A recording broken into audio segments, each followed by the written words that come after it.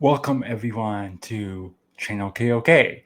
Today we have a very special episode and it's going to be all about severance. Up until season 2 at least, we don't have season 3 available. So if you're watching this in the future, there's probably another episode on my channel, or even our guest will probably be doing something for season 3 eventually when we get more answers to what's going on in this show. So I would like to welcome our guest, Ryder Lee of Raised by Giants. Welcome. How's it going, my friend? Thanks for having me on. Really appreciate it. Yeah.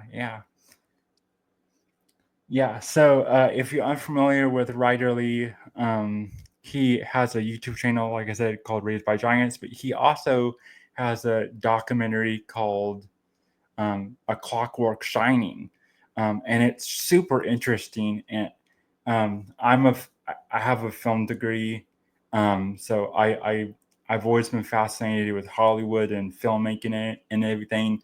And Kubrick is such an interesting person in that industry.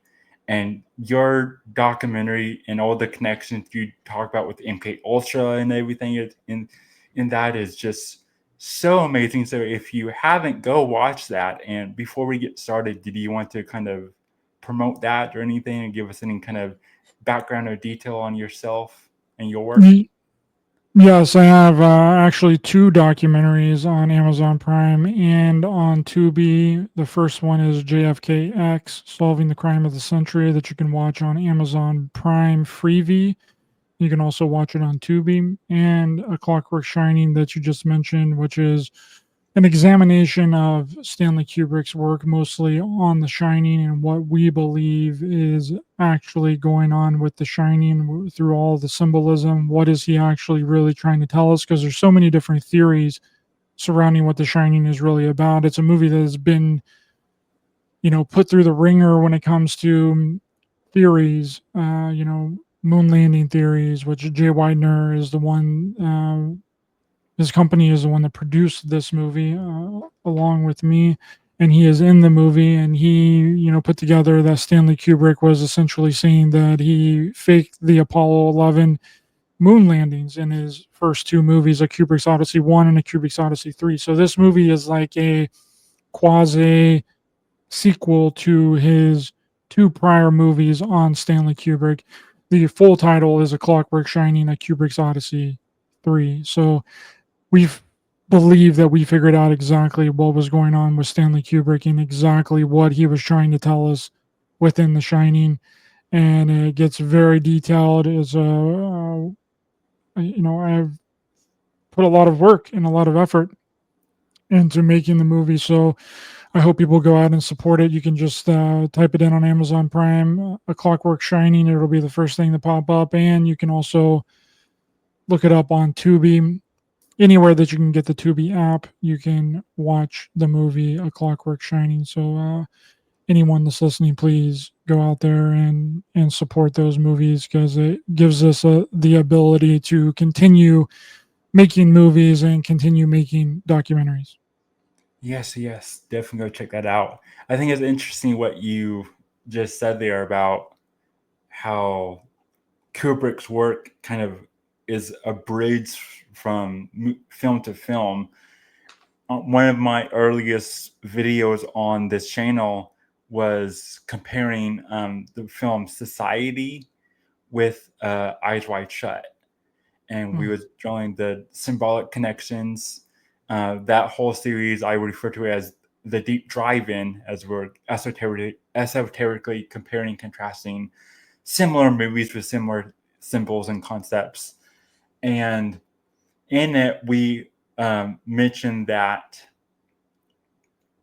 in Eyes Wide Shut, at the beginning of that film, when Nicole Kidman's character is getting ready for the Christmas ball dance thing, event that they're going to, a party, there is some tennis rackets in her room, and it's theorized that Nicole Kidman's character is the adult version of the Lolita character because she also played tennis.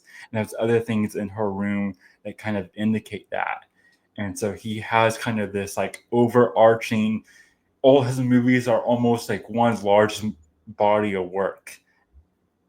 Yeah. Which would make sense because the abuse from Sue Lyon in the movie Lolita, what she was making the movie about, was actually happening to her in real life. You know, it's all about sexual abuse and basically a 14-year-old girl being with a grown man, and that was happening to her on the set with Kubrick's producer James Harris.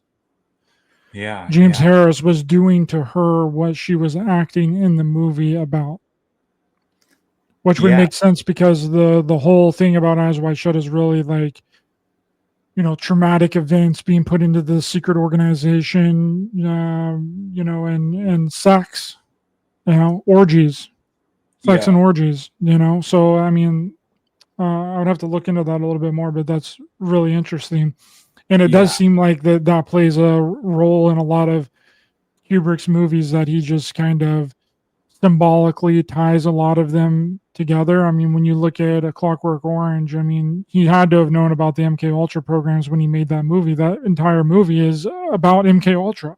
It's about mind controlling people through movies and through drugs to do things that they wouldn't do under normal circumstances. And then you fast forward into The Shining. Well, then you also have, like, you know, Full Metal Jacket, which is essentially that same type of thing as well. But the Shining with Jack essentially wanting to kill his family, you know, it's an experiment that's being ran up there. Ullman is a part of the experiment. Bill, his assistant, is, I believe, is the head of the experiment up there. I mean, a mountain in the middle of the winter in the top of the mountain in Colorado, that's the perfect place to do some sort of CIA MK Ultra experiment to try and get this person to try and get him to see if they can get him to murder his family. And, you know, Ullman basically sets up that entire scene from the first 10 minutes of the movie when he's talking to Jack. He's like, listen, this isn't a physically demanding job. This is a psychological job. This is a psychological operation that you're going to have to go through up here. And by the way, the person before you also went through a psychological operation up here and killed his wife and family, his wife and two daughters, with an Yeah. axe. Okay, so he's setting up the entire movie from the very beginning and letting you know exactly what is going to happen to Jack throughout the rest of the movie. Yeah, and then the whole idea of a shining kind of ability and like kind of psychic kids and like the whole like kind of moonchild kind of idea of it all. And then of course you got the work that David Charles Plate did with a shining forwards and backwards, and how if you folded it in on itself, that reversed version of the film is essentially what his son is seeing, what Jack's son is seeing when he has his shining ability, right?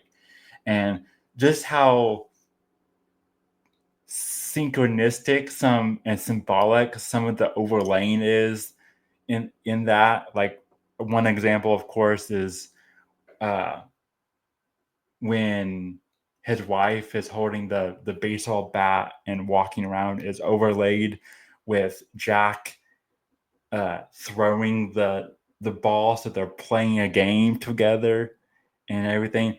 And you could say some of this is, you know, just coincidence or whatever, but when it happens so fluidly through um that movie in that fashion, and it's so prevalent, especially when editing back then wasn't like editing now, where you can, you know, open up Premiere and layer your videos together and everything and time everything out perfectly, and you don't have to worry about making a mistake because then you can just re-edit it and everything. back then, they was in a dark room. They had film, they had a slice and everything, and so it was much more tedious of work. So they had to be very purposeful with every shot and every cut. Same thing with every set piece. Why would they have like tennis rackets and all this? It's purposely, someone had to put that there in the set design, right? And so we see Kubrick as this very purposeful creator. So I think it's all very fascinating. But to get on to the subject of Severance, though, you already on your channel on Raised by Giants have a whole other decode video with one-on-one from the one-on-one podcast. And so if anyone else wants more after they watch this video, there's a whole other video on Raised by Giants over Severance as well. And you guys made some pretty interesting points. Speaking of psychological MK Ultra kind of programs, that's pretty much what you could say is going on in Severance, right? This whole idea of going to work and having a whole other consciousness go through the work, and the work is mysterious, and even they don't even fully understand what they are doing. They're just kind of doing what they're told, because they're like more infantile consciousness. They're not fully equipped with a more in-depth, layered kind of thinking, almost, one could say. And then they go home and they're back to their quote unquote original consciousness. Yeah, it's a really fascinating and interesting show. And I mean, the whole thing starts out with them having to put a implant in their head. Okay, so they get a hole that's drilled into their head. They get an implant in their head, which then turns them into a severed person when they're at work, and then they don't remember anything that happened at work. And then they call them outies and innies. So the innie is when you're at work, you're a different consciousness, and whenever you're outside of work, at your home, or like doing whatever your normal life is, you're a different person, and then they call that the outie. So the outie doesn't know what the innie's doing, the innie doesn't know what the outie's doing. So that's why it's called severed, because you're basically severed from this other version of you. And what's super interesting is that that's the way that bees also work, right? So bees, whenever they're in the hive, like, they are essentially controlled by the mother bee. They're essentially brainwashed and mind controlled by the queen bee. Okay, and then whenever they're outside of the hive, they're back to their own individual person. So there's a connection there with bees and the ways that the bees behave. And then when you look at the first episode of the new Black Mirror show, it's basically all about the bees. But you don't see the bees. But the lady talks about how bees have been replaced by robot bees. And the robot bees are essentially responsible for a lot of the problems that are going. It's giving people headaches, and she ends up having a tumor. And then guess what happens? A doctor comes to them and drills a hole in the back of her head and puts an implant in her head in order for her to be like animated and be around. But then she can't go outside of the area where they have all the towers set up, or she loses consciousness again, and she's then essentially like a shell of a human being. Yeah, So, what that makes me also think of is this idea of like skull capping or scalping in some cultures, but metaphysically, a lot of people who do have out of body experiences and astral project, they will say that they don't. Hollywood may show you that it's a leap forward when people astral project in movies and TV shows, like it's just stepping out of your body. There was more real life examples of people telling their experiences, and they felt like it's a pop and like they got sucked out of the back of their head. And we see that in season 2 when Mark, the main character, is trying to remerge his two innie and outie consciousness back into one, and the scientist, the doctor, is like drilling, and she's like, "Oh, you already have a hole in your head," and she's like drilling into it to kind of refigure his brain waves and all that, and get that essentially NeuroLink, right? It's kind of like this NeuroLink kind of device from his head. Yeah, that's exactly what's going on in the Black Mirror episode too, and it's just wild that we have all of these movies and these TV shows now diving deep into the brain implant and the brain chip, because that's what people think is going to be happening in our reality, and it is happening in our reality. Elon Musk with his NeuroLink implant, I mean, that's already a thing. It's approved for human trials. I mean, Joe Rogan just had one of the first NeuroLink implant people on his show, right? And I think that is the big fear, because a lot of times fictional things mimic fears of what we think we're going through in our reality, right? Like the UFO phenomenon, like extraterrestrial phenomenon, is a mimicking of the fears that we have. Okay, so whenever we're fearful about war or nuclear destruction, the people that are having alien contact experiences get information about war and nuclear destruction. Okay, so it's like this echoing about our fears, and I find that really suspicious that whatever it is that we believe in, the extraterrestrials also believe in. Okay, they're giving us if it's about World War III, they'll be like, "You guys need peace." You know, if it's about pollution, if it's about cleaning up the oceans or whatever, they'll say that you guys need to be more eco-friendly. You guys need to clean up everything. You know, it's like the fears of what society is going through at that time is then relayed back to us from some what we perceive as an external source. When it's Yeah. not really an external source, it's just us being reflected back the way that we feel and our fears. Because I don't think that it's a coincidence that every single contactee, whatever is going on in the modern day, is the information that they get. So they're only getting information that they already know about, that they are already fearful of. Okay, so you're just going within yourself, and you're, you know, contacting your whatever you want to call as like your higher self, and you're getting your fears and you're getting your insecurities reflected back to you.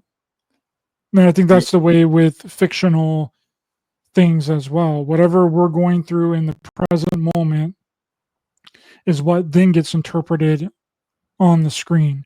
So if we're fearful of an AI takeover, we're fearful of robotics and how powerful AI is going to be, and like this AI god, that's ultimately what's going to be transferred onto the screen.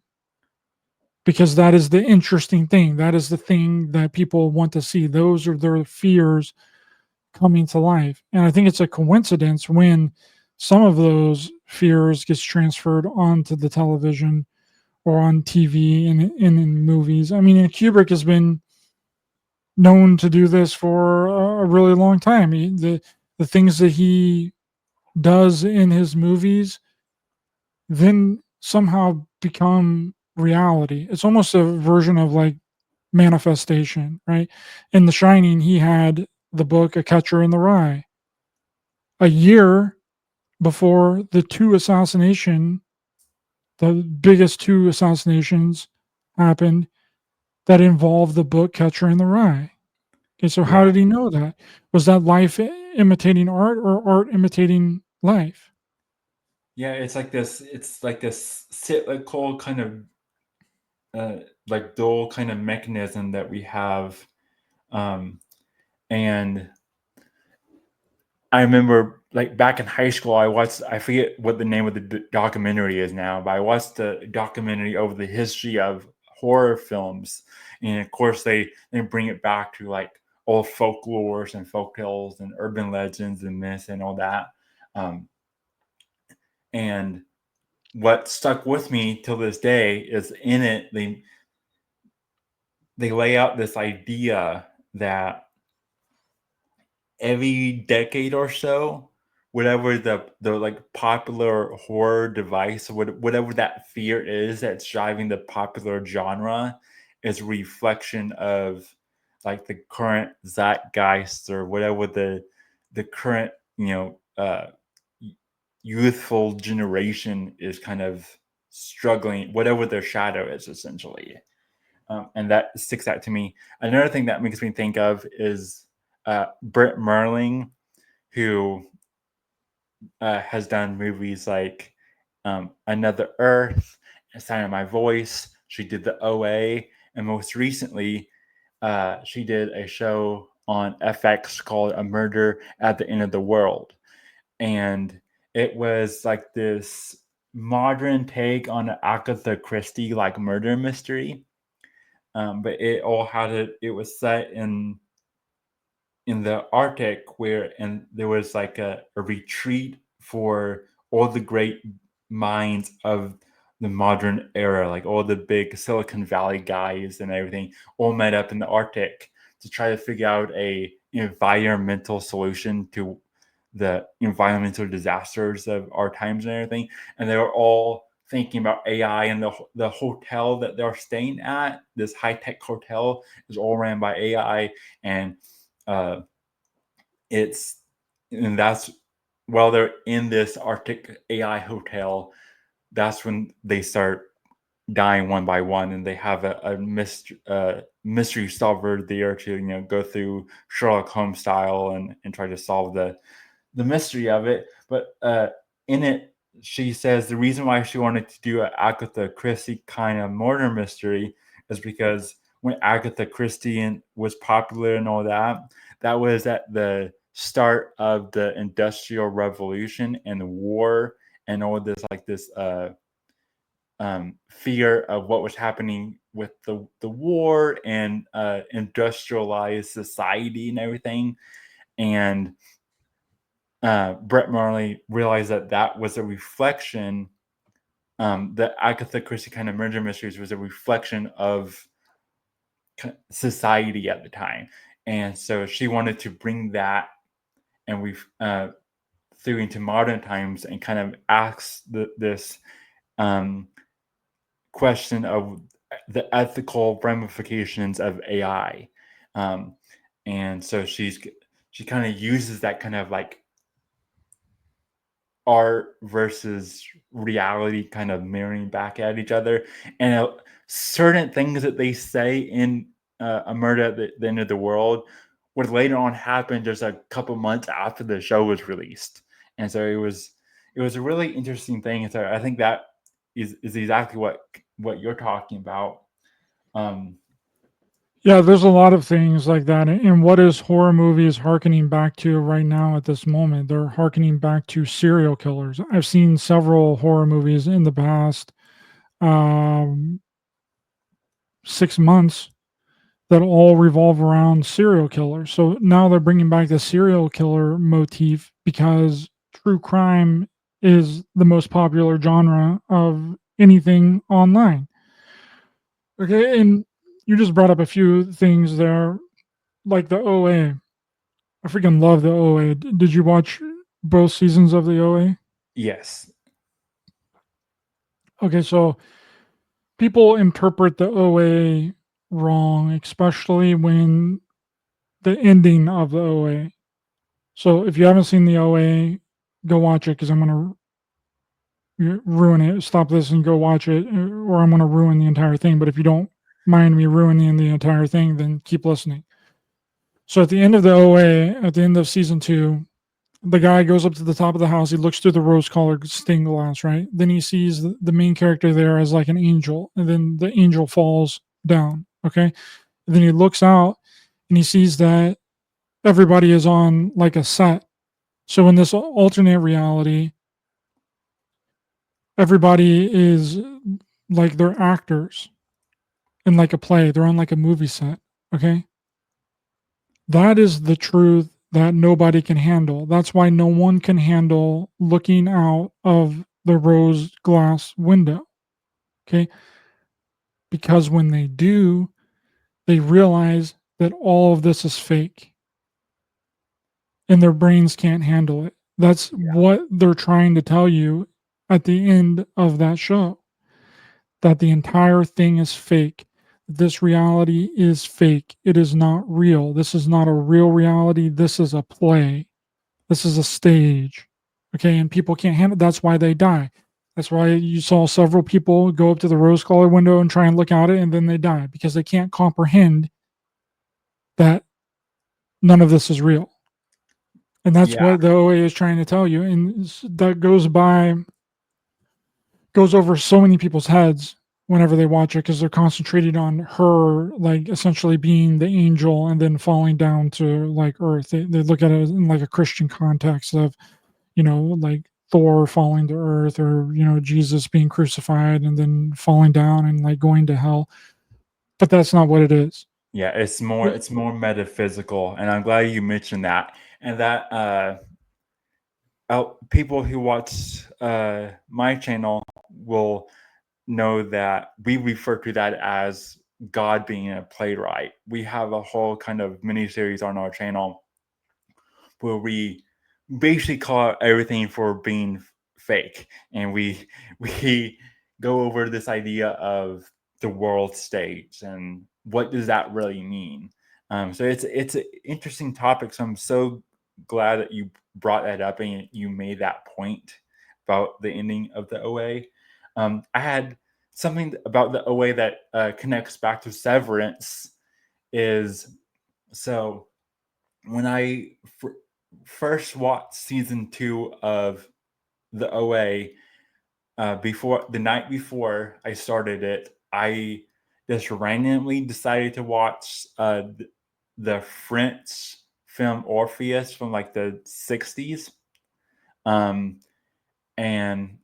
I didn't have any exact reason to. I just was like looking for a movie to find, and I was, oh, I haven't seen this one before, so I'll watch it. And I put it on, and I enjoyed it. The practical effects and everything in it is really well done. It holds up. It's a well done movie. And then fast forward 24 hours later, I'm binging the OA season 2, and I'm like, man, this is just so close to Orpheus. Like they had to be inspired by Orpheus uh, in this story. And then you get to that scene where in the OA season 2 where they're trying to communicate across timelines, and they're using their electrical kind of magnet field to change the TV channels from the other dimension to try to do like a code on the TV by flipping through all the different channels. Kind of like how Bumblebee talks in the Transformers film, how he kind of scans through radio waves, and they're doing that with the Yeah. TV. And one of the clips that they use to symbolize that they're on a different timeline is a clip from that French Orpheus movie. And I was like, what are the chances that I watched this 1960s French film, and then the next day I binged the OA season 2, and they're conscious of them using the Orpheus Myth as a template because they're using a film adaptation of it in one of the scenes. And I had a very similar experience when I watched season 2 of Severance. I was like, this is kind of getting kind of like, again, like the myth of Orpheus. And then I just Googled Orpheus Severance, and there was multiple articles about Ben Stiller talking about the inspiration to Severance season 2 being Orpheus. Well, there's another thing within the OA that essentially predicts the future. Do you remember in season 2 when she wakes up in the hospital Oh and yeah, she looks at the TV screen? and Joe Biden is yeah, president, yeah, Biden was president. Yeah, and that and that was Biden back had when. not become president yet. Yep, it was still Obama at the time. Yeah. So Yep. it was like a crazy prediction. That's when I actually seen it when I was doing a short video of the OA for my channel, and I was going back and like trying to get some clips from it, and I didn't recognize it the first time because I watched it like way back, like I don't know, 6, 7 years ago, and I seen the clip and I looked it up, and it was like, I think it was like 2 years before 2020, before Joe Biden ever became president. She's waking up in the hospital, and Joe Biden is president on the TV. Yeah. So an interesting thing about Severance, to draw on that Orpheus connection, and he also gets into mystery schools and the Masonic symbolism of Severance. So we have the main character Mark, who gets the job at Lumen, the company, because in the beginning he thinks his wife Gemma is dead, and so he just can't handle that grief. So he's like, well, might as well get severed, and then that's like what 8+ hours I don't have to be thinking about my dead wife. And so he gets the job of at Lumen, and it's all going um well at the beginning. And then after one of his colleagues, Petey, leaves, and then his Petey's Audi is trying to get in contact with Mark's Audi, but Mark's Audi doesn't know him, and that's kind of like his Matrix wake up call. It's kind of like the rabbit at the beginning of Alice in Wonderland, like him seeing Petey, who has attempted to remerge his innie and outie, which for him it failed, and Petey ends up dying. But that's kind of Mark's wake up call, and then Mark becomes the new kind of manager lead of his office group. And they introduce a new character named Helly, and her whole name is Helly R, which made me think of the documentary series Hellier. and Yeah. So I was thinking of like, oh, her name's Helly, and I didn't think about it too much again until the Orpheus connection came, and I go, she's Persephone. And so that's why her name is Heli or Helena. She's the kind of the royalty of this corporate underworld, since she has the Keter bloodline. She doesn't have the fire of Keter um, as a Audi, which we can get to that in a moment, like her Annie does. But her dad thinks that her innie has the fire of Kier in her, though. And that was a genius part on the writers, Ben Stiller writing this whole thing, is that we didn't know any of Helly's background at all because we didn't show her. They didn't show her what she does as an outie through the entire first season. So that was like a really big reveal during the last episode of the first season, was that Helly R is essentially an infiltrator into the Lumen, which is the name of the company where they're severed at, and she essentially runs the entire thing while she's being severed inside of Lumen. But her innie doesn't know that, and her innie doesn't know that until the end of the first season, whenever they essentially do this override system where their innies are able to be outside of Lumen and discover what their outies actually do.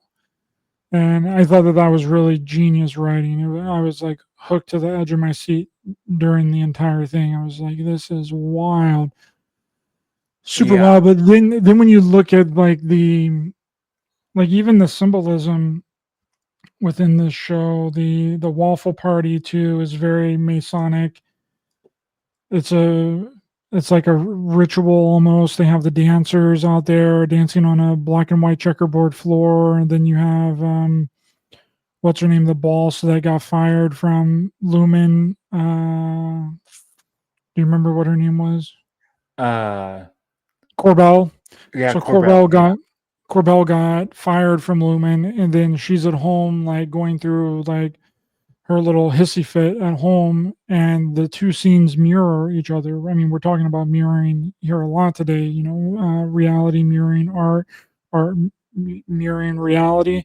And that's essentially what Ben Stiller is doing in this show, is he's mirroring scenes at the same time, or harkening back to older scenes within that. And then whenever he's at the waffle party and they're doing the dance on the checkerboard floor, Corbell is also home on a checkerboard floor with her shrine of Kiera there. And then she's holding this mask, like a respirator mask in her hand. And then it's not until season 2 that we figure out why she was clenching that respirator mask so much, because her mother was on a respirator and died on the respirator.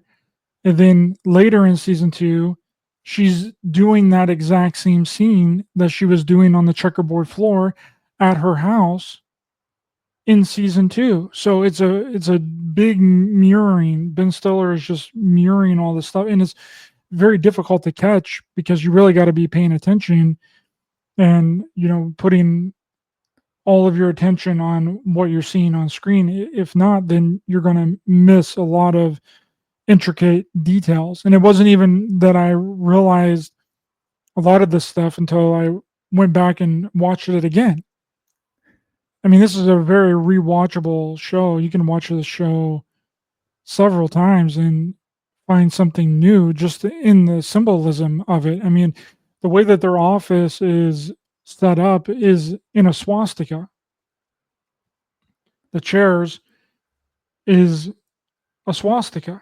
Yeah, I noticed that because one of my favorite symbolic topics is the North Star. And I just had Mario Garza of Symbolic Studies on talking about polar symbolism was my last video.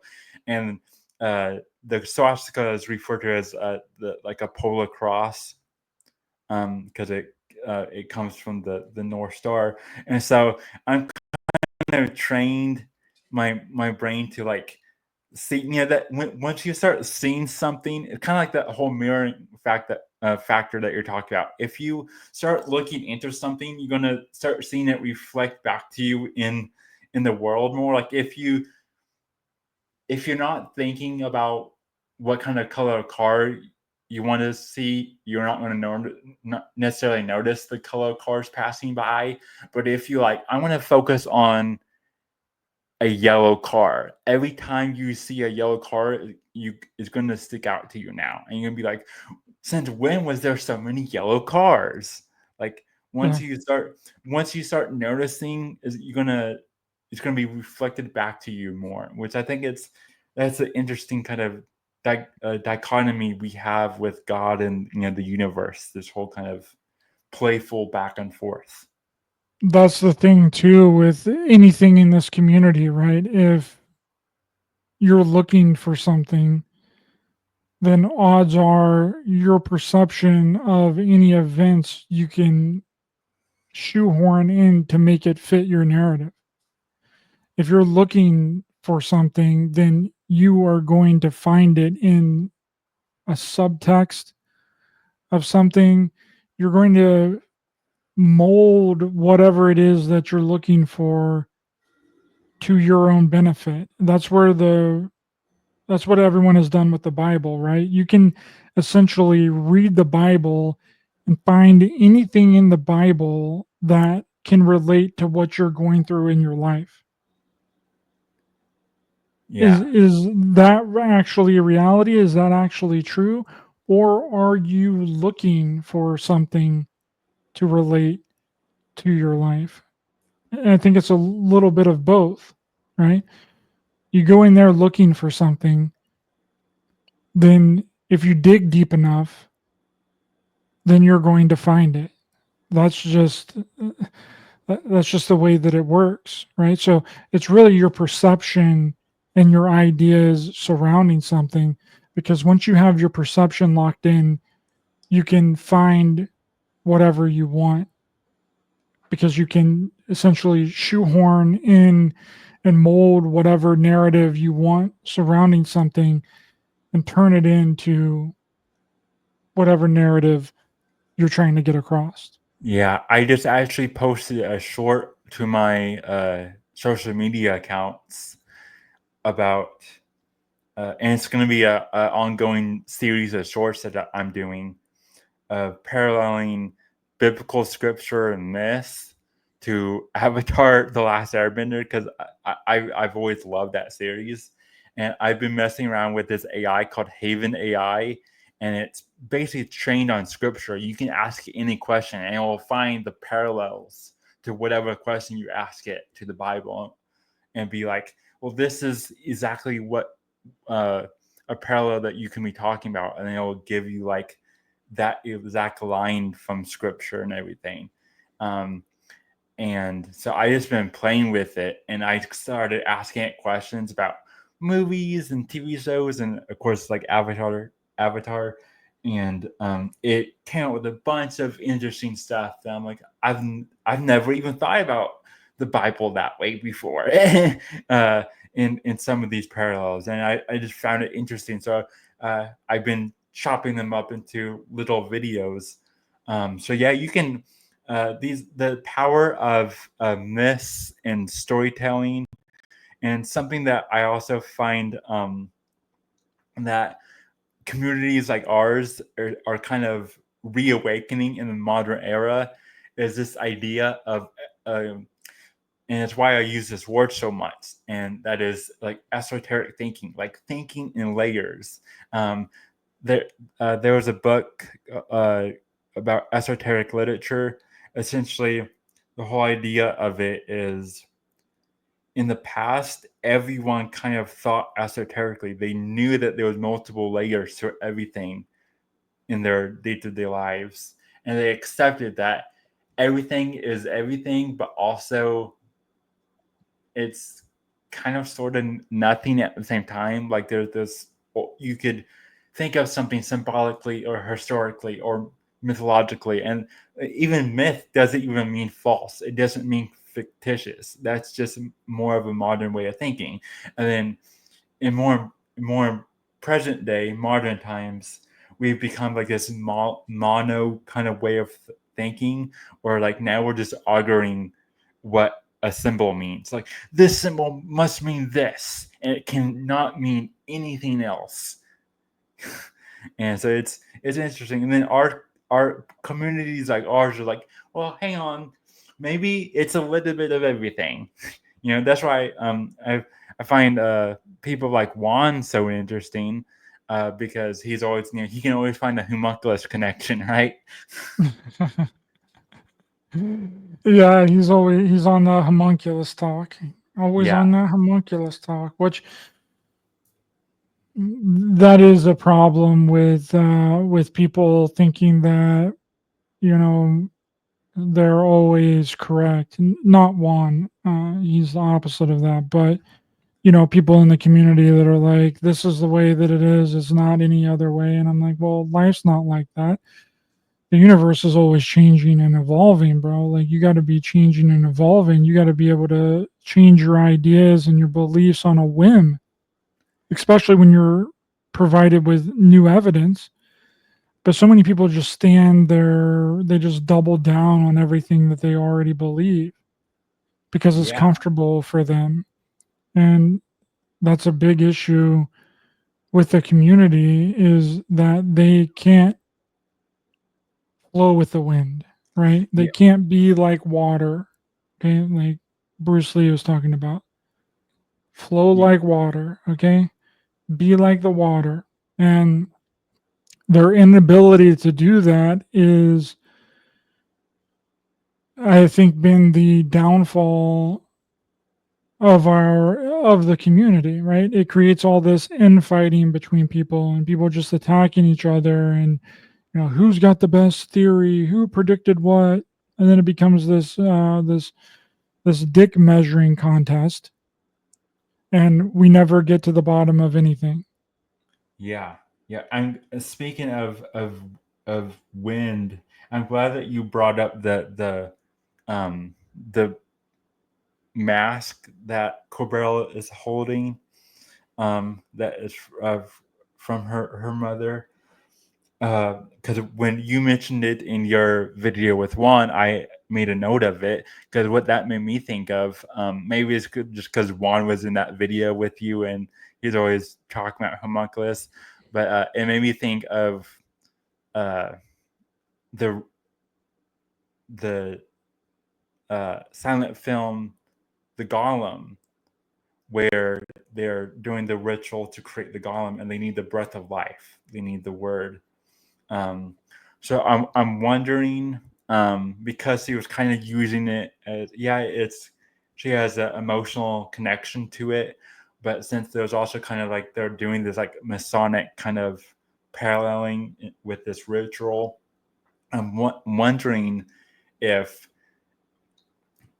maybe in season 3, when we get more answers, if we will see her use it again in another ritualistic way, and it can kind of symbolize kind of like the breath of life, and which would make sense that if they're trying to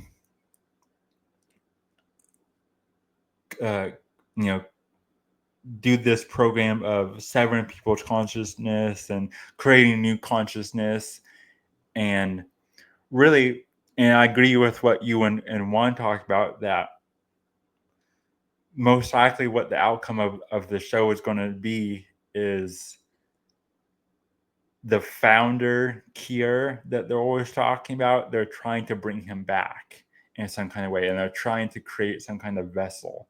So whether it's paralleling AI or whatever, they're also trying to do this transhumanist thing of bringing someone's spirit, if it even is his original spirit, his original consciousness, back into a newer vessel, which will require some kind of breath, right? So I'm wondering if that symbol of the mask is gonna be used again in season 3. That's a really interesting concept, a really interesting theory. I definitely think that it has something to do with that. It definitely has something to do with cloning. A lot of people have disputed that it was because remember whenever they went to visit the sheep farmer, the Ellie and the main character, and then they were like, "Oh, let us see your belly buttons," and they both lifted up their shirt and they had belly buttons. The only reason that you wouldn't have a belly button is if you were an artificial being right? And sheep was the first animal in real life to ever be cloned. So are they trying to say that, this is like a sheep cloning operation? And then at the end of the second season, we have essentially that they're sacrificing the sheep to Kiera, which I didn't really understand fully what was going on there. I think that it had something to do with Gemma being severed. And I think that they needed to sacrifice this pristine sheep in order to keep her permanently in her new severed consciousness. That was going to be like the sealing of that, because otherwise, what was even the purpose of creating all of those separate consciousnesses within her? Okay, if you didn't want to make it permanent. And I thought that that was what was going to happen when he goes down there to try and rescue her. I thought that she was going to be perma burnt. I thought she was going to be like perma fried in that new consciousness that they had made, with no emotions, no fear, no anger, none of that. I thought she was going to be permanently like that. So whenever they went up the elevator, I thought that was going to be the twist, that he was going to be permanently this new severed consciousness that they had made. And I think that that was the goal with sacrificing the sheep. I think that the sacrificing of the sheep was to solidify this new consciousness in Gemma to where she was permanently going to be like that. There was no going back in between any of their other severed consciousnesses that they had made for her. And that didn't go through. So therefore, she wasn't permanently that person. So whenever he went down to rescue her and took her back up the elevator, they then switched back. Yeah, and then we have this whole paralleling that they have this storyline of Mark trying to remerge his inality consciousness, and they get into an argument over this video. They're recording videos for each other, and they get in this back and forth argument because Mark's innie is just like, well, once I help you save your wife, you're gonna forget about me. You're not gonna go back to work at Lumen or anything, and I'm essentially going to be dead. And they even have these instances through the series where they have like these funeral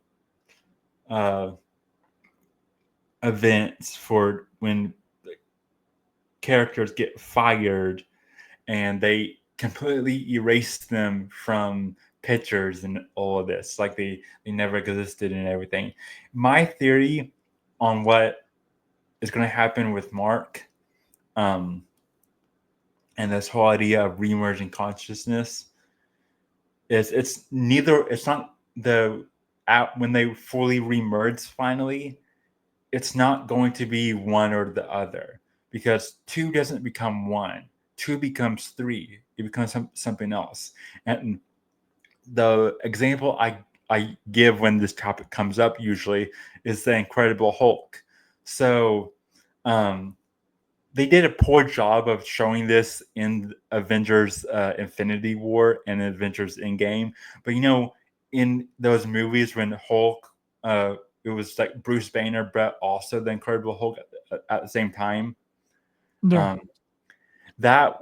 That's more of a metaphysical idea, and it goes back to the comics. That version of Hulk is referred to as Professor Hulk, and it's when because the Incredible Hulk is an entity within itself that wants to be the controlling consciousness of Bruce Banner's body.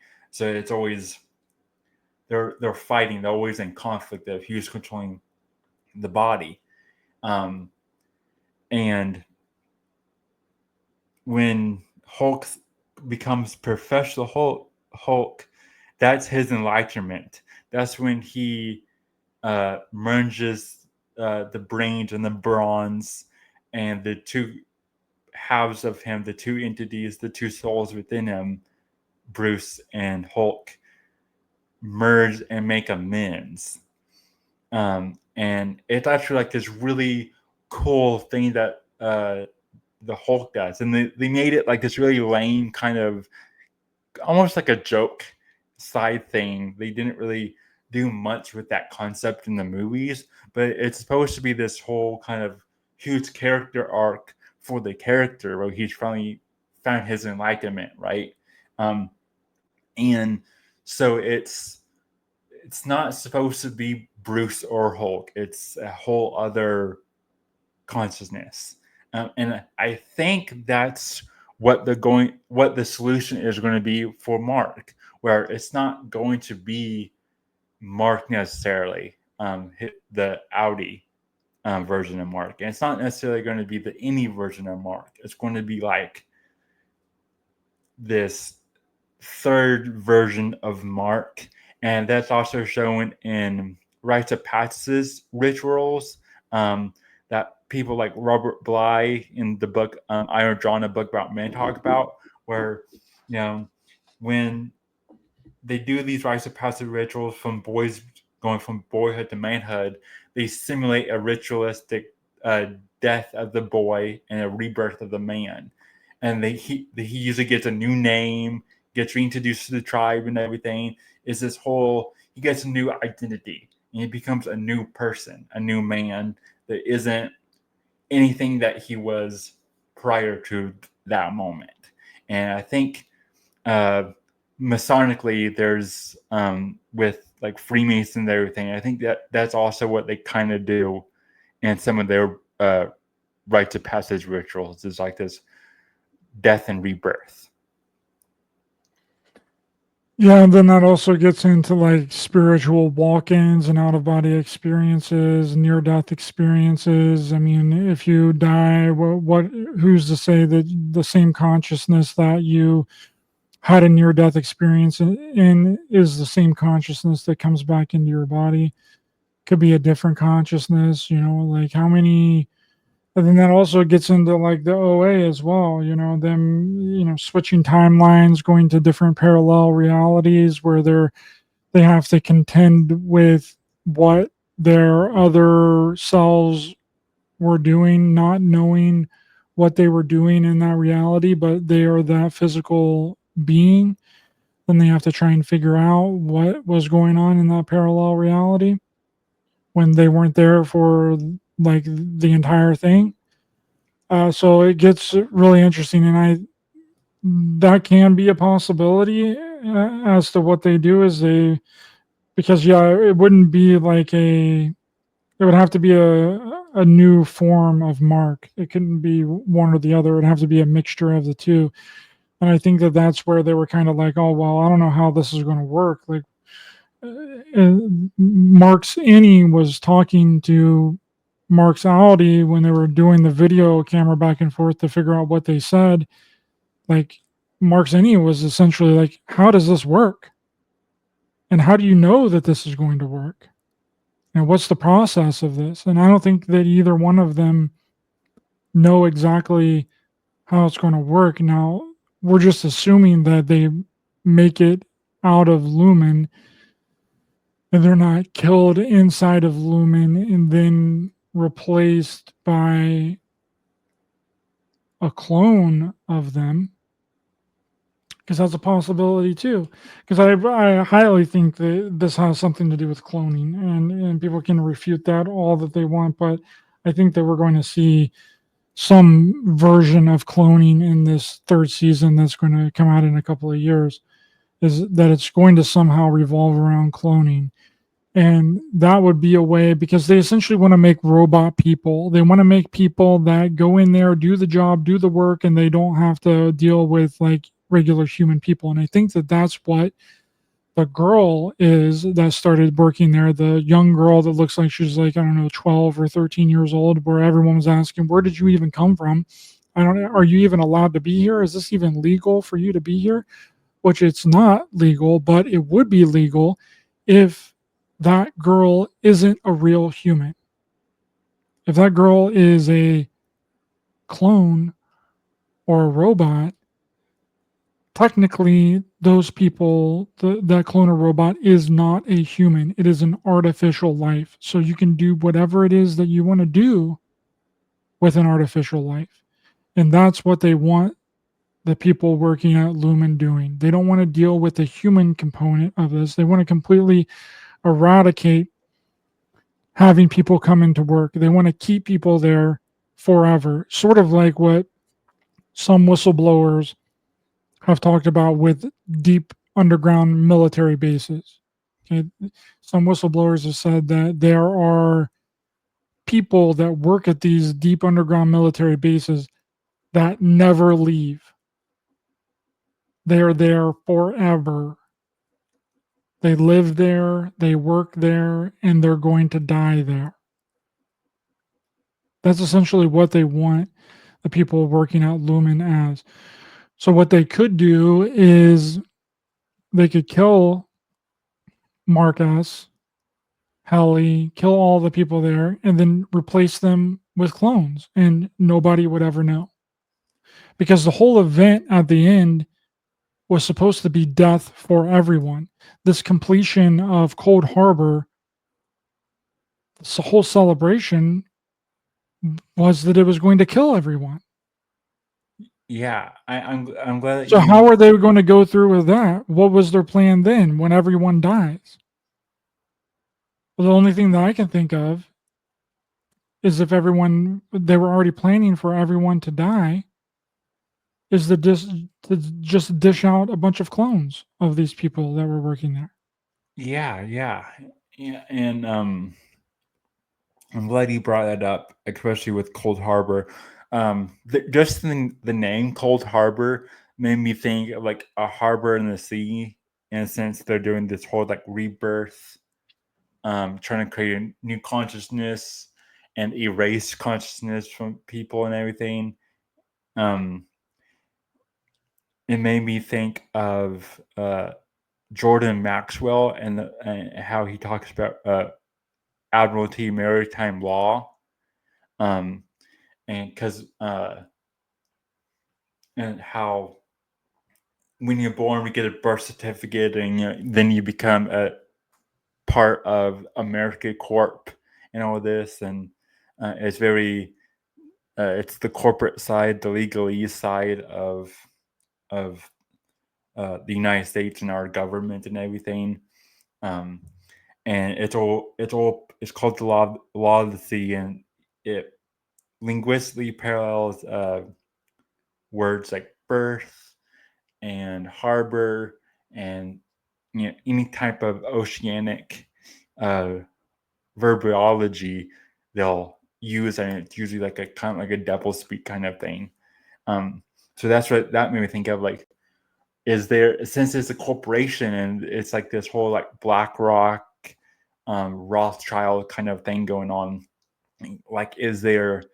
Um, I'm sure that they have some kind of like maritime law legalese double speak. They even have like the workbook being like their version of the Bible, and then like when they go into the when they get in trouble, they have to go to the break room and recite saying over and over again until they become numb to it and everything. So we have all this like verbology, and then you even have Milchak, like they're telling him that he uses too big of words and everything. And so I wonder if there's just any kind of corporate jargon um, connection to it all as well. Yeah, the second season was very interesting and it picked up like incredibly quickly. And I really like the fact that Corbell is essentially the person that created all of this technology and they ripped it from her. They told her that, well, You got to serve Kiera. A woman's got to know her place. You can't take credit for creating all this technology, and it turns out that she did. She had all of the drawings, the schematics, the everything to create the technology for Lumen and for the severed people. I like how they switched her sides on it, but I think that she's got she's definitely has some kind of ulterior motive. I don't think she's completely on the good guys, Mark S's side, but her character arc is top notch, Oh yeah, super yeah. top notch. Corbell is probably my favorite character. Um, because I find her interesting, and I always have to laugh when I see Patricia Arquette because, um, after watching the movie Tiptoes, like every time I see her, I just have to laugh. So Yeah. it's always funny seeing her and stuff. But I wanted to go over this Orpheus connection really quick. Um, so I would since I stumbled along this connection, I did some extra research into the myth of Orpheus, and I found out that uh, Homer doesn't speak of Orpheus, but Plato does. So Orpheus kind of came later in the Greek mythological timeline, as far as all these gods and demon gods and everything. And of course, if you're unfamiliar with the myth of Orpheus, he's a side character in a few different myths, like Jason and the Argonauts and all that. But the main myth that that gets adapted and inspired things like season 2 of Severance, is his story with his wife Eurydice, which is so Orpheus is the son of a king of a Greek name I cannot pronounce. I'm not even going to try, and the muse of poetry. Um, and they birth Orpheus, and then once Orpheus grows up, he's very musically inclined. Um, you said that all the plants and trees kind of dance with his melodies, and he can move people pretty easily. He does heavenly melodies. Um, he falls in love with Eurydice, and they get married. And she gets chased, and someone tries to sexually assault her. And when she's running away from this person who's trying to sexually assault Eurydice, she falls and gets bitten by snakes, and then she dies. And brokenhearted, Orpheus sings a song, and it's so sad that the gods allow him to go into the underworld and try to make a deal with Hades and Persephone.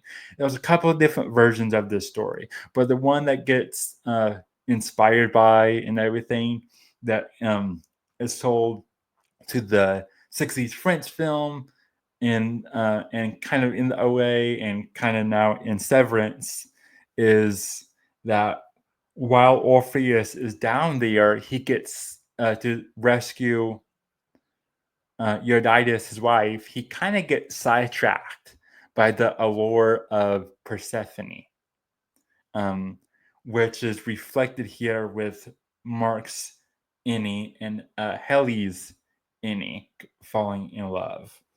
So he kind of gets sidetracked, but he still does um, retrieve Eurydice, and they're told that they're welcome to leave the underworld as long as Orpheus doesn't look back, and he just has to trust that Eurydice is one step behind him. And it takes a while for them to uh, leave the underworld. And right when they're kind of at the entrance, Orpheus starts getting second thoughts, like, why would Hades and Persephone, why would they tell me the truth? Why would they make this deal with me?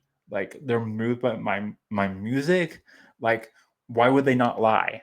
How do I know they're not lying? And so he looks back to see if his wife is behind him, and since they haven't left the underworld yet, he broke their deal, and he sees the shadows swallow Eurydice.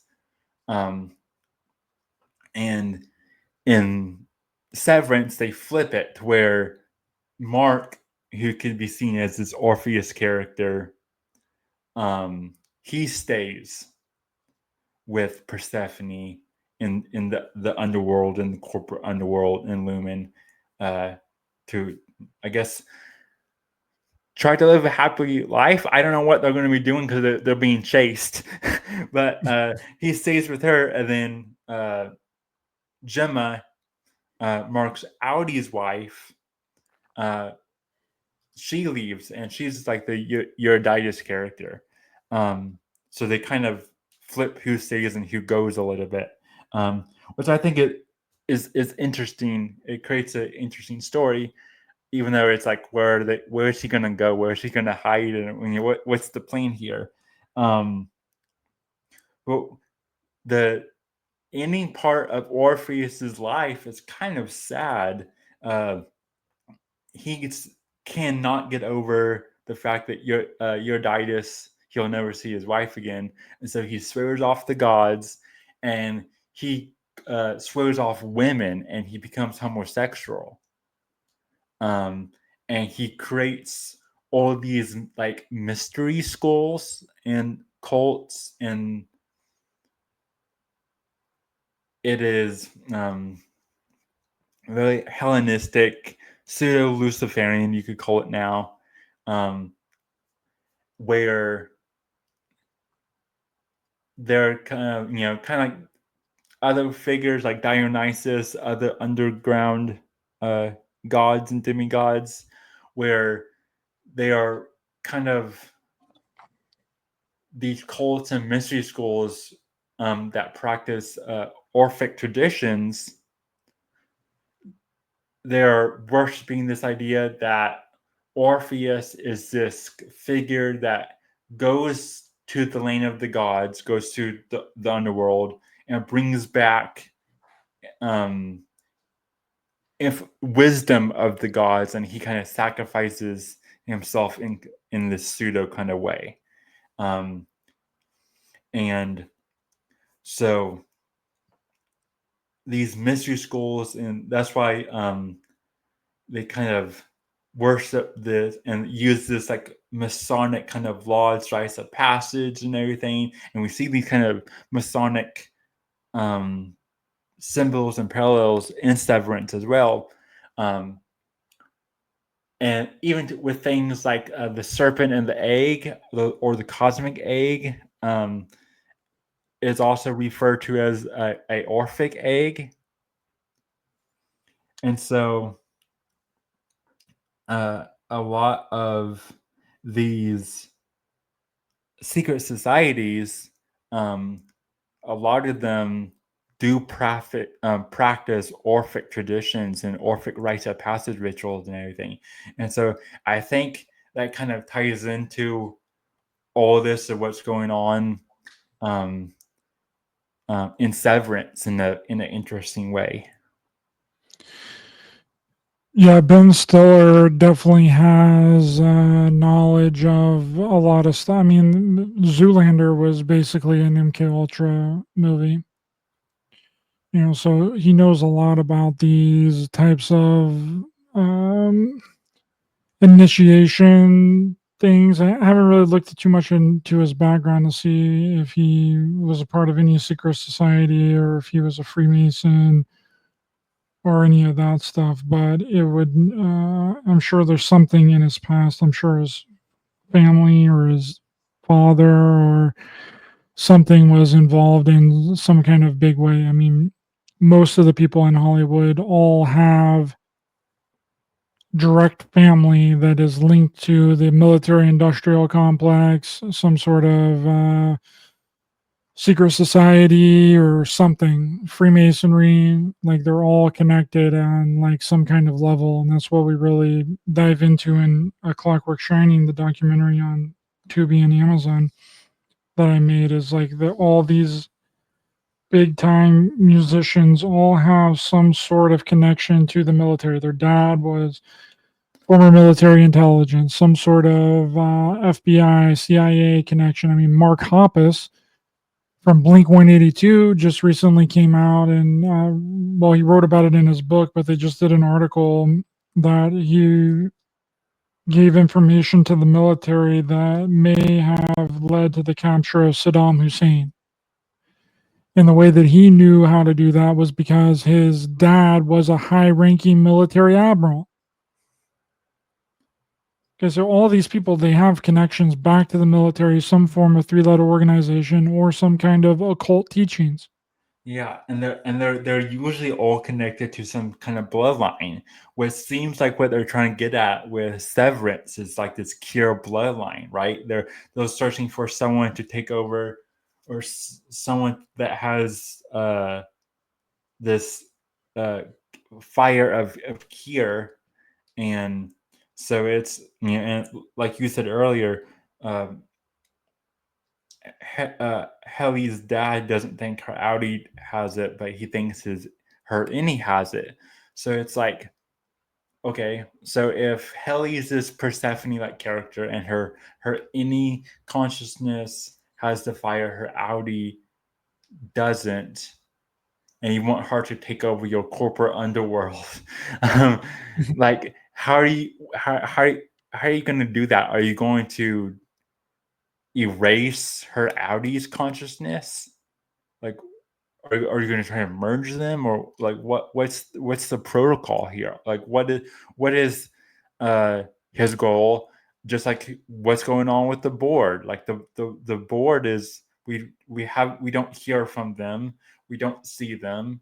It's just, you know, that one uh, girl who works with the Yeah, above, the board yeah, speaks through her. Yeah. yeah, the board speaks to her, and she's friends with uh, um Helly's Audi, and so it's like it's like, what's going on here? Yeah, it's really interesting. I'm definitely looking forward to season two. I mean, season three. Season three is going to be, I think, a heck of a ride. I mean, it's already Apple's top show. So I hope we don't have to wait another 2 years for season three. I think that Ben Stiller has said that it's going to come sooner than later. So maybe like a year and a half, hopefully. But Yeah, these streaming services waiting 2 years to come out with a new show, bro, is crazy. It takes I so know. long. One thing that they're obviously inspired by are these 2000s and late 90s like office thrillers, like anywhere from The Matrix to Office Space, and even like Wanted, and even like Fight Club, you could say.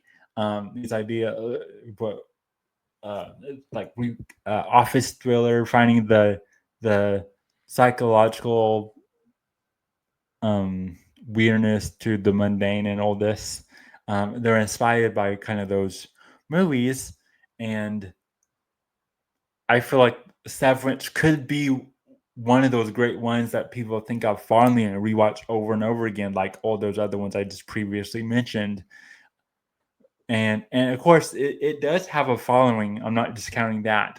I feel like it would have been, if it came out 10 plus years ago, it would have been a really good mid-budget movie like those, and been a big blockbuster hit, I feel like. But now we don't get mid-budget movies. We only get like things that are, you know, have franchise IP and cost billions of dollars.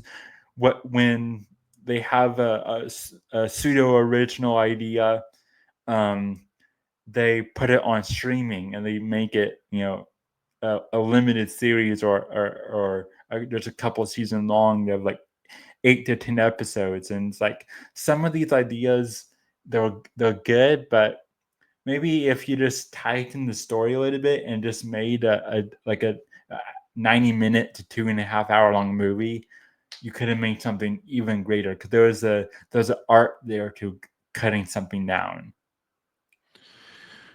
Yeah, I think that they could have made the first season a hour and 45-minute movie. Yeah. Anyways, Second season's a little bit different, but yeah, they definitely could have consolidated the entire first season into an hour and 45-minute movie, which someone will probably do a cut of that. yeah, probably. They'll I mean, they'll do a cut of it on like YouTube or whatever. yeah. And it's like, I don't even really understand the point of Christopher Walken's character. Like, his character, every time his character came up, I was kind of like, okay, let's get back to the main plot. Like Christopher Walken can be a good actor, but I was like, I'm more interested in what's going on with Lumen and Mark and Corbell and all of them. Like, I don't understand what Christopher Walken's character, and because like it feels completely disconnected from how the story's actually going. Well, I think the purpose of his character was to bring in the religious element and ask the question of, can your innie be saved? Can your Oh innie yeah, be saved and your outie not be saved? Like, can you be a bad person on the outside but be a good person on the inside? Like, can you yeah, do all of these actions because that's a metaphor for what your perception of what people think of you and what you actually are, and your actions versus your heart, right? Like, your actions can do one thing, but then you on the inside can be a good person. Okay, like you can be a good person at heart, but not actively portray yourself as a good person. So it's like, what really matters here? Can your innie be saved while your outie can't be saved? Or can your outie be saved and your innie not be saved? Because you're two separate people. That was one of the most, I think that that's why they brought, because it's a question like for the audience. It's to get your mind thinking, okay, these are two separate individuals. How does this translate in a religious aspect and this idea of heaven and hell? yeah. Like, can your innie be saved while your outie is this horrible person? And they translate that to being like, infidelity and being gay and all that on the outside, like your outie. And because they're talking about this at dinner, and Christopher Walken's character's husband within the show, it was like, well, I know that I'm going to heaven, but he's not going to heaven. And then that's when they were like, okay, well, why did you even get severed? And then they were like, well, if there's a chance that his innie can be saved and go to heaven, then we're going to take that chance. Yeah, yeah, and that also brings me to Dylan's character, which I will say, Dylan's character in season 2 was probably one of my favorite. Like, as far as making me laugh, like I laughed so hard during Dylan's storyline, where he is, and he's got a quick tongue, so he delivers some like comical lines as well. But it was his whole idea of, or his whole storyline of his Innie meeting his Audi's wife and then falling in love with his Audi's wife, and her kind of being like having an affair with her own husband. And what I thought that symbolized, even though it was hilarious to watch happen, what I thought that symbolized was, it was kind of like you're saying, it was a question to the audience to start talking about work-life balance. Like, if you're giving all yourself to your work, and then when you come home, you're so tired, you check out, and you don't actually do anything with your family. You don't pay attention to your wife. You don't interact with your kids. Or if it's the woman that is the breadwinner, um, if she doesn't connect with her kids or connect with her husband, like if you're giving all yourself to your job and then you don't have anything left to give to your family, like is how do you get that work-life balance? And I think that's kind of what that and what's the solution to that? How do you remedy that fine line? And I felt like with Dylan's character, as comical and as odd and weird as that whole storyline was, I felt like that was kind of the question they were kind of raising, is how do you do this work-life balance? Yeah, I agree with that. I agree that it was really funny in the way, because you're essentially the same person. You're the same person physically. So all it is it's your mind. So really, all that Dylan is getting mad about is that he can't remember it. And he Yeah. can't remember the interaction that he had with his wife at Lumen. So he's really upset about nothing. It's a nothing. It's a nothing burger. Yeah, Like, exactly. it's still you. It's still your physical body. I mean, that's what we equate to us being us, is our physical body and what we look like. Yeah. Well, coming to the 130 mark, I'm pretty much through most of my notes here, it seems like. Um, is there any other um symbol or plot point in the show that you found interesting that you wanted to bring up? Well, I think we covered a lot here today, and I think it's just a really fascinating show, and it's a different take on it's a new outlook on a lot of different concepts all kind of rolled up into one, and that's how you get the best type of content, is that you do something that seems familiar but it's really original. That's how you get the best out of any content creation. You use something that people can relate to, and this show is something that a lot of people can relate to, because I think that this type of scenario is what a lot of people would do with their daily lives. A lot of people would probably have this procedure done Yeah. so that they can go through their mundane lives without having to worry about it. Go to their job, work as a completely different person, come back, be yourself. I guarantee if this was a real life thing, Lumen was a real company, they were doing this information, they were working at Lumen or any job, they would probably, it would be an overwhelming, yes, let me do the operation. Yeah. So I I think it's definitely a take on society as a whole, along with occult symbology and a lot of different other things rolling rolled up into the mix. So looking forward to season 3. Yeah, I even myself have a slip of a tongue when people ask me about my day job, and I'm like, and I can't think of the answer to the question. I'm like, well, I'm not at work. Why would I remember that until I'm at work? Like it's already kind of in some of our verbiage to like sever our different personalities that we contain. And I did the same thing at school. I didn't like telling my parents about my day-to-day life, and when I was in like elementary school and even middle school and high school. I saw it as separate. And so I think our mind is already kind of open to that idea, so to physically have something to where science can actually do it, I think you're right that most people with Sally would have that a severed procedure. Oh, Absolutely, they would. Yeah.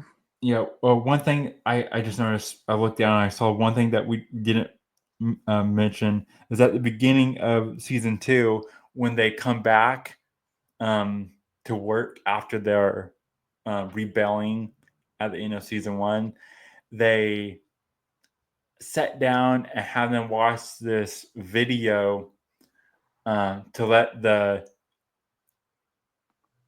innies know how they're rebelling against Lumen as a corporation went, and um it's all fictitious. Like it's weird, it's goofy, it's like claymation or something, and or stop motion, but it's all like they're kind of watering it down so it doesn't like encourage them more. They're trying to get control of the situation, so it's kind of like they're rewriting history.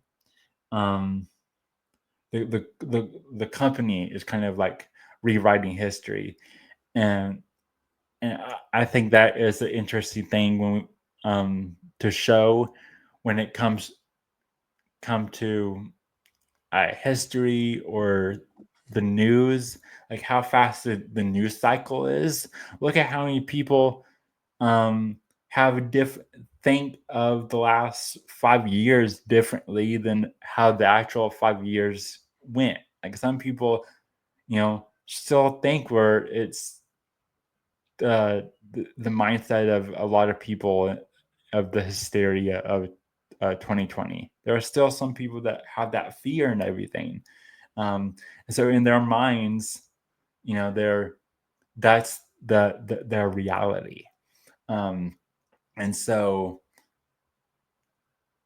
Lumen as a corporation kind of is trying to get ahead of the curve and tell the innies that, oh, you rebelled and it worked, and now you're famous, you're the face of the company, and we're going to give you all these little carrots to dangle in front of your faces so you think that you're happy.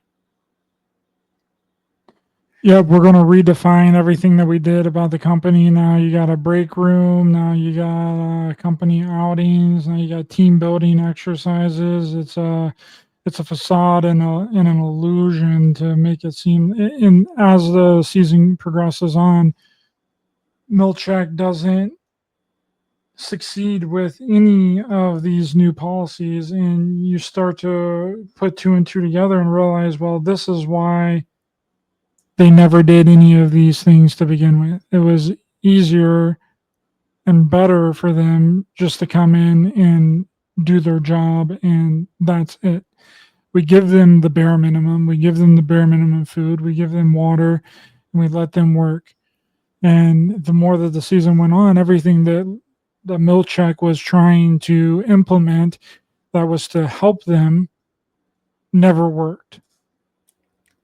And Yeah. Corbell knew that it wasn't going to work. That's why she never did them. And then when Milchek took over, they essentially had to revamp the entire system, but it didn't work.